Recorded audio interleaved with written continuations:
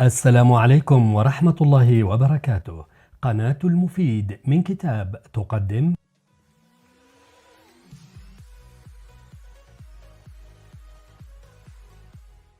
المفيد من كتاب نساء سيئات الطباع، كيف تمنعهن من جرح مشاعرك دون أن تهبط إلى مستواهن، للطبيب النفساني جاي كارتر. يصور هذا الكتاب النساء بشكل لائق، فكما أن كتاب رجال سيء الطباع لا يسيء للرجال، تجد هذا الكتاب أيضا في مربع الوصف.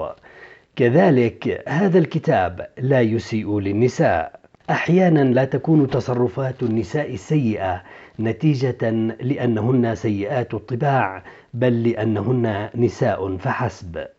وعلى أي حال لن تجد كتبا كثيرة عن النساء كتبها رجال، الأمر الذي يتماشى مع طريقة التفكير السائدة بين الرجال والنساء فيما يتعلق بتجنب المشاعر والشكوى. والفهم والتواصل بين الرجال والنساء يتحسن، ولكن ما زال هناك قدر كبير من الجهد الذي يجب أن يبذل.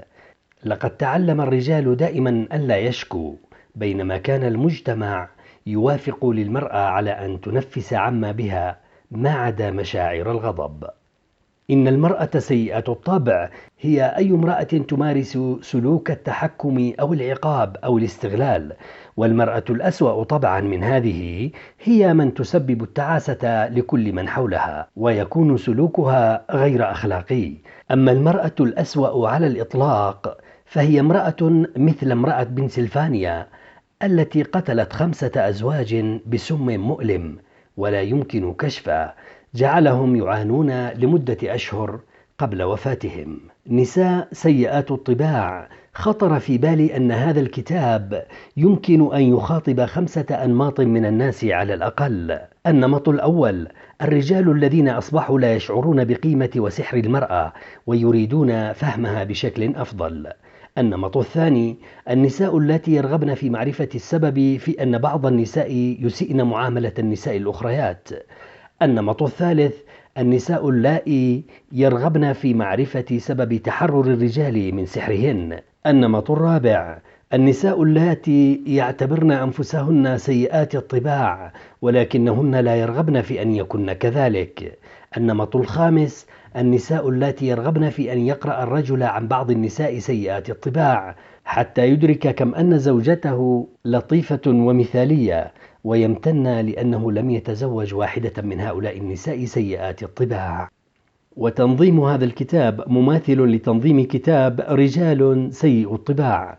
كانت صديقة لي هي صاحبة فكرة بحر الحياة لتصنيف النساء، وقد أعجبتني قدرتها على السخرية بأسلوب لا ازدراء فيه، فإذا كنت تتمتع بخفة الظل فستستمتع بمواصلة القراءة. وباختصار قمت بتصنيف أنماط السلوك بالطرق التالية: إن النساء سيئات الطباع يمكن أن يكن من نوعية سمكة القرش أو سمكة السطح أو السمكة الضارية أو أي نوع آخر حسب سماتهن.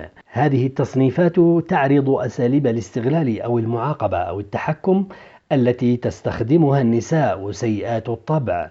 بعض النساء يستخدمن هذه الأساليب لأنهن قد تعرضن لها أو لأنهن شاهدن أمهاتهن تمارسنها مع آبائهن. بعض هؤلاء النساء أنانيات ويعتمدن على خداع واستغلال الآخرين من أجل مكاسب شخصية. هناك العديد والعديد من سكان بحر الحياة. ما ذكرته هنا هو أمثلة قليلة من النساء التي لا ترغب في الزواج منهن أو حتى التعامل معهن. أخذ الأمور على محمل شخصي. من المهم في التعامل مع المرأة أو الرجل سيء الطبع أن تتذكر أمرين: الأول هو أنك بحاجة لأن تظل على وعي بالموقف، والثاني هو ألا تأخذ الأمور بشكل شخصي. ذات مرة ألقت لي البائعة وكانت فتاة في سن المراهقة بالمبلغ المتبقي لي في وجهي. في هذا الموقف كان أمامي عدة خيارات: الأول أن آخذ أموالي بدون أن أتفوه بكلمة واحدة وأخرج، وفي هذه الحالة قد أقضي باقي اليوم أفكر في هذه الفتاة وما الذي كان ينبغي علي قوله أو فعله. الخيار الثاني أن أتضايق وأصيح في وجهها لأنها ربما تكون قد ذكرتني بشخص ما أساء معاملتي في الماضي. الخيار الثالث أن أشكوها لمديرها وربما أتسبب في فصلها. وبدلا من أخذ الموقف بشكل شخصي حافظت على وعيي بالموقف. إنها لم تكن تعرفني وكنت مجرد عميل بالنسبة لها. لقد وفرت كل طاقتي وتحكمت في نفسي ولم أسمح للموقف بالضغط على أي نقاط ضعف بالنسبة لي. نظرت في عيني هذه الفتاة ذات 16 عاما وقلت لها: هل كان يومك سيئا؟ انفجرت في البكاء وأخبرتني أن خطيبها تركها. تذكرت أنها كانت تتحدث على الهاتف عندما دخلت إلى المتجر، وأدركت أنها كانت تتحدث مع خطيبها على الأرجح. إذن هذه هي الحلول للتعامل مع النساء سيئات الطباع. لا تأخذ الأمور بشكل شخصي، ولكن لا تتجاهلها برمتها كذلك. حافظ على الوعي الموقفي. لا تسمح بأن تتعرض نقاط ضعفك للضغط عليها. سوء الفهم. معظم النساء لا يدركن تأثيرهن على الرجال. بعضهن يدركن هذا التأثير ويستخدمنه بحكمة، وبعضهن يدركنه ويستخدمنه بطريقة مستغلة خادعة. معظم النساء يستخدمنه بدون إدراك منهن. وما يعقد الأمور هو أن المرأة نادرا ما تتزوج الرجل لما هو عليه، ولكنها تتزوجه لما سيصبح عليه. فعندما تتزوج المرأة يصبح تحسين وتطوير زوجها هو مشروع حياتها. الهدف في مقابل المشاعر. تقول الكتب التي تتحدث عن الاختلافات بين الجنسين إن تعبير الرجال عن الأشياء يتكون من 80% كلمات و20% مشاعر، أما تعبير النساء عن الأشياء فيتكون من 20% كلمات و80% مشاعر. ورغم أن النساء عادة يلجأن إلى التعبيرات الشفوية أكثر من الرجال، فما يعبرن عنه بالكلمات هو مشاعر في الأساس. وهناك عدد كبير من الرجال لا يؤمنون أن المشاعر مهمة، وهؤلاء بحاجة لتعلم أن المشاعر مهمة للغاية بالنسبة لها. وهنا يكمن موقف رئيسي آخر من مواقف سوء الفهم. فربما تستمر المرأة في محاولة حمل الرجل على التحدث عن مشاعره، فهي تؤمن أنهما من الممكن أن يزدادا تقاربا بهذه الطريقة، ولكن هذا ليس صحيحا بالضرورة. وبالإضافة للعامل الوراثي، فإن المجتمع يعلم الأولاد التوجه نحو تحقيق الأهداف وكبت المشاعر، بينما يعلم البنات البحث عن المشاعر. ويبدو أن النساء يؤمن أن الطريق المؤدي إلى تحقيق الهدف يعتبر في نفس أهمية الهدف نفسه. نساء سيئات الطباع. لماذا نعتبر بعض النساء سيئات الطبع؟ قد يكون السبب أن هؤلاء النساء بهن بعض السمات التالية. فقد تكون هذه المرأة محبة للتملك أو مسيطرة أو غير متزنة عاطفيا، أو قد أساءت فهم شيء ما، أو قد أسيء فهمها، أو لا تبالي بالآخرين. قد تكون نرجسية واستغلالية أو عديمة الضمير، أو تشعر في قرارة نفسها أنها أفضل من الآخرين. وقد تكون في الماضي تعرضت لاعتداء جسدي، أو تعرضت لجرح مشاعرها، أو قد تم إهمالها، أو تعرضت لصدمات، أو تربت ربما بشكل خاطئ، أو اعتادت على أن تتصرف بهذه الطريقة. بحر الحياة. قمت بتصنيف أنماط السلوك البشري بالطرق التالية، بناء على فكرة أن الحياة هي بحر واسع، وذلك لتحديد أنماط الاتجاهات والسلوك سيمكنك ذلك من رؤية الصورة بشكل أكبر وأنت في موقع القيادة.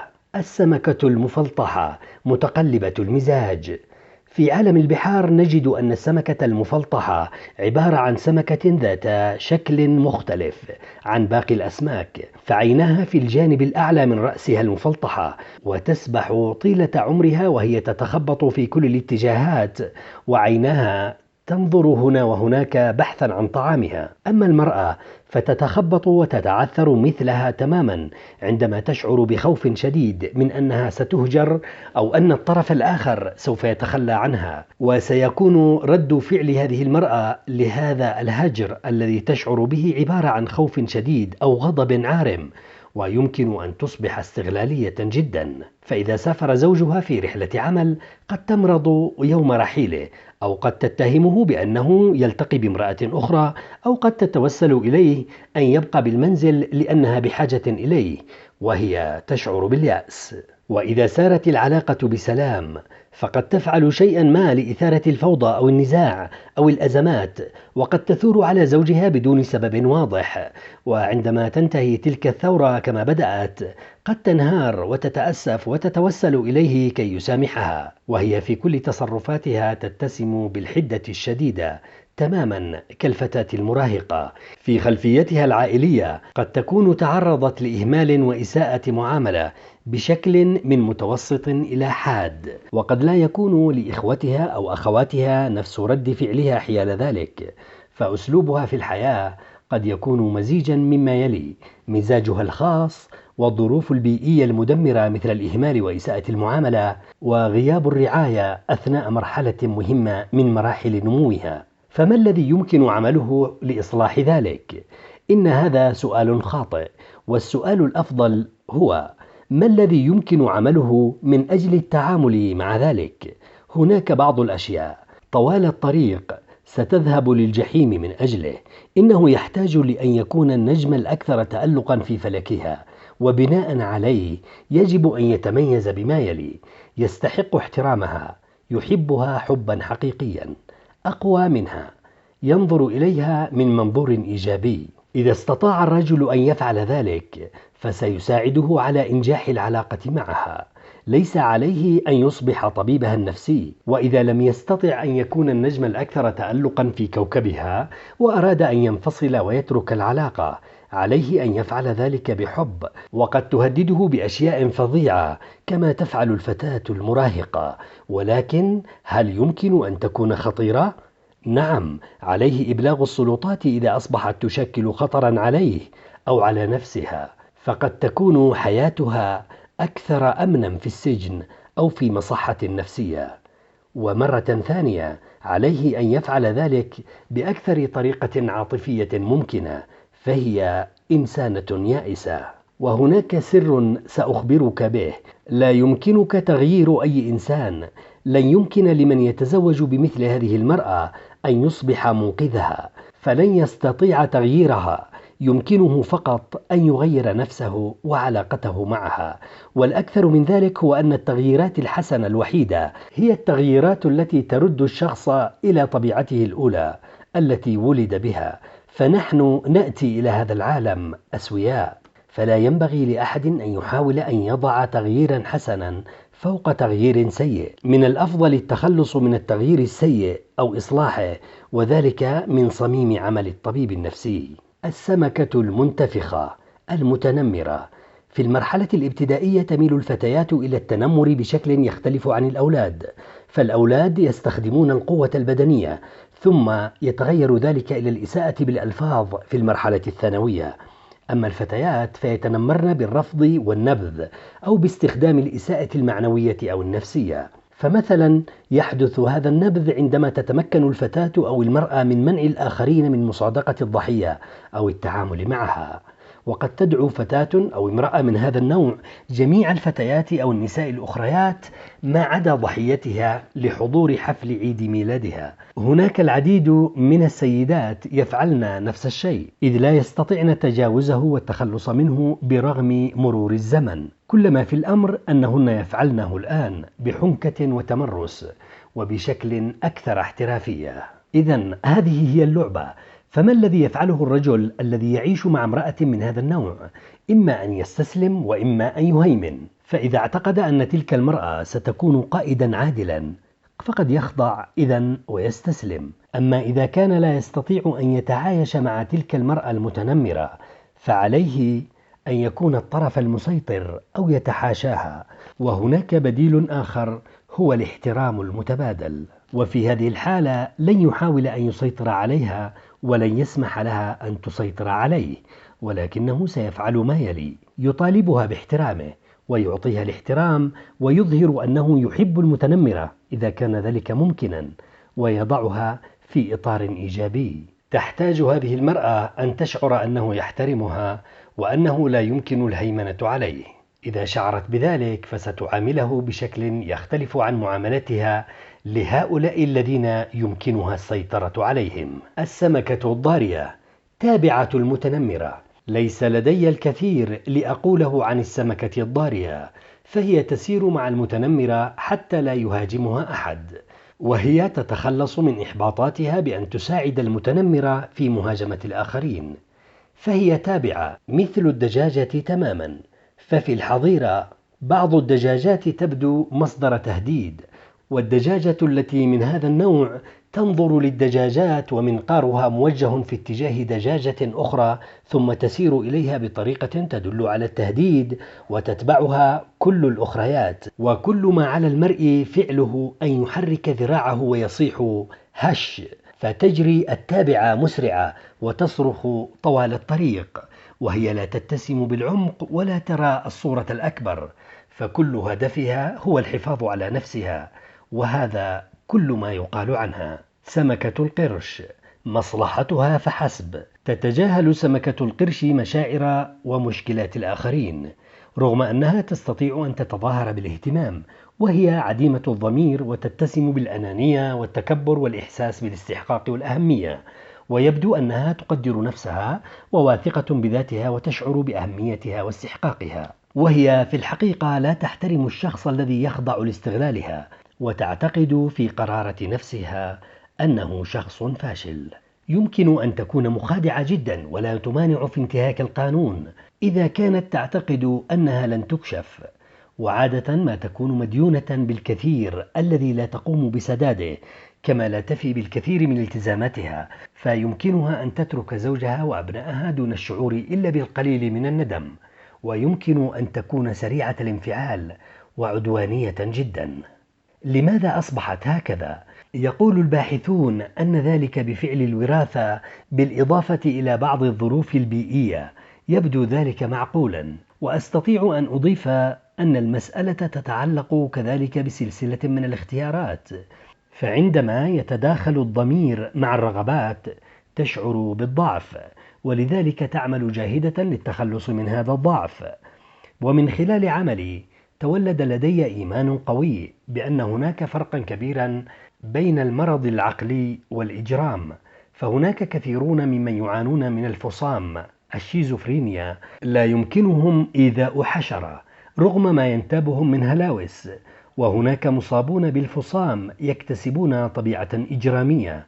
فما الذي يمكن للرجل عمله حيال ذلك؟ يخرج من حياتها، وهذا هو الحل دون أي مناقشة أو جدال. هل هذا واضح؟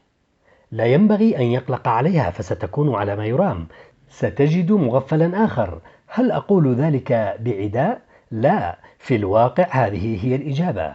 وإذا لم يأخذ باقتراحي وقرر أن يستمر مع هذه المرأة بأي حال، فهناك بعض الأشياء القليلة التي يمكنه عملها للتعامل معها. الأمر الأول أن يطالبها باحترامه. الأمر الثاني أن يظهر إعجابه بها، فهي تستجيب للإعجاب وليس للحب بالضرورة، لأنها ترى الحب ضعفا. الأمر الثالث أن لا يطلب منها الرحمة أبدا، فهذا يثيرها وتصبح كالقطة التي تتلاعب بالفأر. الأمر الرابع أن يضعها في إطار إيجابي أمام الآخرين. الأمر الخامس أن يكون أقوى منها. بالطبع نحن نتعامل هنا مع مخلوق مفترس، فإذا أردت أن تربي أسدا على اعتبار أنه حيوان أليف، ففكر فيما يجب عليك فعله. سمكة القاع المتعلقة بالقاع. قد تنبع المتعلقة بالقاع من عدة مصادر نفسية مختلفة، وهي تتسكع مع الفاشلين، وبصرف النظر عن منشأها النفسي فهي تعاني مشكلة تتعلق بتقديرها لذاتها. ولا تظهر سمكة القاع بوضوح كامرأة سيئة الطبع، بل تبدو على العكس تماما، ولكنها ستستنزف طاقة وموارد من يحاولون مساعدتها. سيظل هؤلاء يطرقون على باب عقلها، ولكنهم لن يجدوا أحدا، فالأنوار موقدة ولكن لا أحد بالداخل. فإذا أراد شخص ما أن يساعدها لا يجب عليه أن يقترب منها بشدة. يمكنه أن يكون صديقها إذا رغب في ذلك، ولكن لا ينبغي أن يأمل آمالا عريضة في أنها في يوم ما ستتطور إلى حد التنوير، ولا ينبغي أن ينقذها بأن يتزوجها أو أن يأخذها بعيدا على حصانه الأبيض. أعرف أن الأمر مغر، فهي تبدو على وشك التغير إلى الأفضل، وإذا استطاع أن يأخذها بعيدا عن كل ذلك فبعد 20 عاما من الآن سيجدها تقريبا كما هي، وسيجد علامات بجميع مناطق جسده تذكره بكل مرة وقف فيها في طريقها، وسينتهي به الحال ممتعضا منها، ولكنه لا يستطيع إلقاء اللوم عليها لأنها لا تعرف أفضل من ذلك. سمكة السطح السطحية في البداية قد تبدو مبهجة وجذابة ومسلية ومثيرة للإعجاب وفاتنة. ملابسها أحدث وأفضل الملابس، تعامل الرجل وكأنها تعرفه منذ سنوات، قد يشعر أنه قد أحبها وارتبط بها بسرعة، فهي جذابة للغاية، تبدو وكأنها تحبه فورا، وبعد أن يعرفها يجد أن مشاعرها ليست عميقة وقد تتغير بسرعة، وهي تحب أن تكون مركز اهتمام، فإذا لم يعطها كامل اهتمامه فستحصل عليه من مكان آخر. تراعي جدا مظهرها الخارجي، وهي امرأة تعبث بالحب وكثيرة المطالب، ويمكن أن تكون قاسية القلب. قد تعاني مشكلة فيما يتعلق بالإنفاق والطعام، وهي لا تتعاطف مع الآخرين إلا بطريقة مصطنعة ودرامية.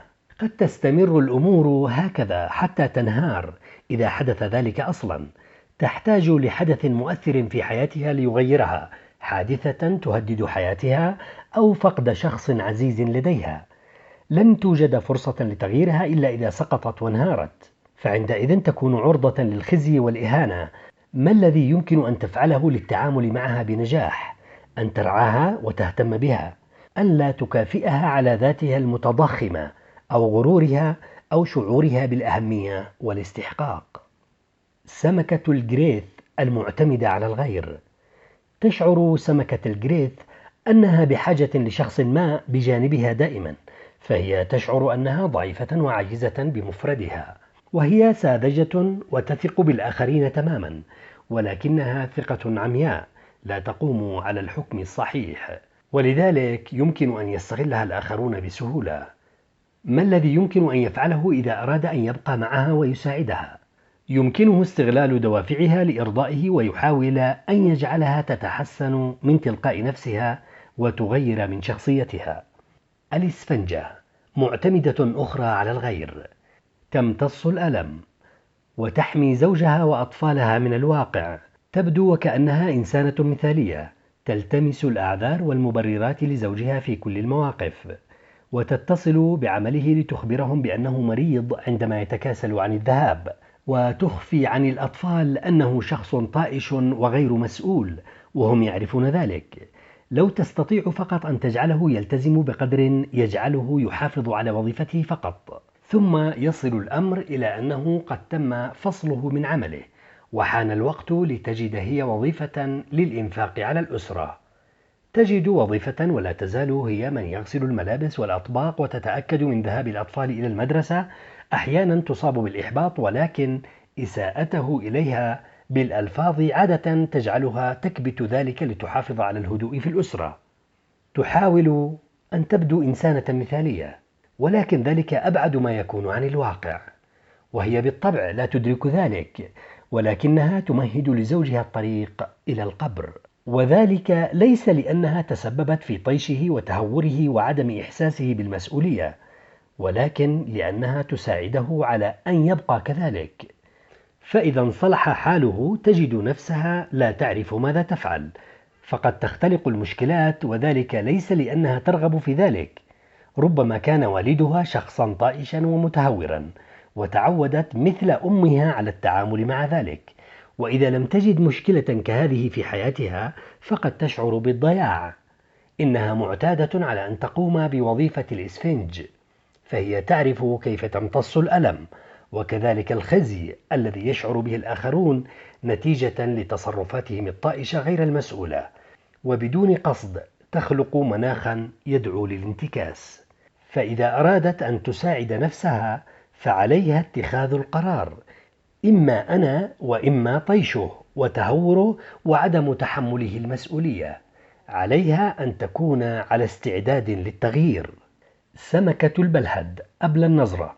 امرأة تنزع للمثالية، صارمة وذات خلق ومتحفظة وغير ودودة، وتحب المنافسة وذكية وغير صبورة، ومتحكمة في نفسها ومسيطرة وغير مرنة وعنيدة، تحتفظ بكل شيء وبكل قطعة ورق. إنها محبة للعمل أكثر من أي شيء آخر وأكثر من أي شخص آخر. قد تنشغل بالإتقان والنظام وتميل إلى إنجاز الأعمال بنفسها. بالرغم من الوقت الإضافي الذي تقضيه في العمل، لا تنجز قدرا كبيرا منه. انتباهها لتفاصيل لا معنى لها يمنعها من فهم الصورة الكاملة. في طفولتها ربما تكون قد عوقبت ذات مرة على فشلها ولم تكافأ إلا بالكاد على نجاحها. كانت حياتها جادة، لم يوجد وقت للمرح والاستمتاع. قد تميل لإهمال أسرتها وتستغرق في العمل، وقد يتطلع أطفالها لغيابها. إذا لم تصب بانهيار عصبي قبل منتصف العمر، قد تأتي لمعالج نفسي في ذلك الوقت طلبا لمساعدته لزيادة إنتاجيتها في العمل. ذاكرتها لم تعد قوية كما كانت من قبل، ولا تستطيع التعامل مع أعباء العمل كما اعتادت أن تفعل. قد يلاحظ طبيبها النفسي أنها مصابة بالاكتئاب، والعقاقير المضادة للاكتئاب قد لا تساعد شخصية كهذه، لأن الاكتئاب في حالتها نابع من منظور نفسي وليس من اكتئاب نفسي. من يعملون من أجلها ويحاولون مجاراتها ربما لن ينجحوا أبدا، فهي تتنفس العمل والمسؤولية وتنام وهي تحلم بهما، وعليهم ألا ينتظروا منها أي تقدير. وبالنسبة للزوج أو الأبناء فإن الأمر كذلك أيضا. أفضل طريقة ليتعامل بها معها تلاميذها أو حتى أفراد أسرتها أو مرؤوسوها هي أن يعاملوها بود، وألا يأخذوا النقد بشكل شخصي، وأن يتجنبوها قدر المستطاع. سيكونون أكثر سعادة بهذه الطريقة. في النهاية سأعطيك بعض المعلومات لأساعدك حتى تصل للمستوى الذي تتصرف عنده تلقائيا بدون الاحتياج لهذه الخطوات. إن أساس التعامل مع النساء سيئات الطبع هو أن تفهمهن، وبذلك تطور من نفسك. كيمياء المخ. يمكن أن تساعد المعرفة البسيطة بكيمياء المخ في فهمنا للأسباب التي تجعل المرأة سيئة الطبع. قد تكون هناك أسباب فسيولوجية كيميائية حقيقية تؤدي لسوء الطبع، فليس هناك سوء طبع بدون أسباب. على سبيل المثال، تظهر الأبحاث أن نقص السيروتونين في المخ يمكن أن يصيب الإنسان بالاكتئاب أو يجعله ذا نزعة عدائية. وأظهرت الأبحاث أنه عندما تتعرض حدقة العين لضوء الشمس تعطي إشارة للمخ ليبدأ في تصنيع السيروتونين، وبعد غروب الشمس يتحول المخ لإنتاج الميلاتونين، وهو الهرمون الذي يوجد في جسم الدببة أثناء البيات الشتوي. ففي أثناء الشتاء، ولأن فترة النهار تكون أقصر، بعض الناس لا يحصلون على القدر الكافي من السيروتونين، وهؤلاء يقضون أوقاتا سيئة أثناء فصل الشتاء. شكرا للمتابعة. لا تنسى مشاركتنا رأيك في التعليقات واقتراح كتب جديدة لإضافتها إلى القناة.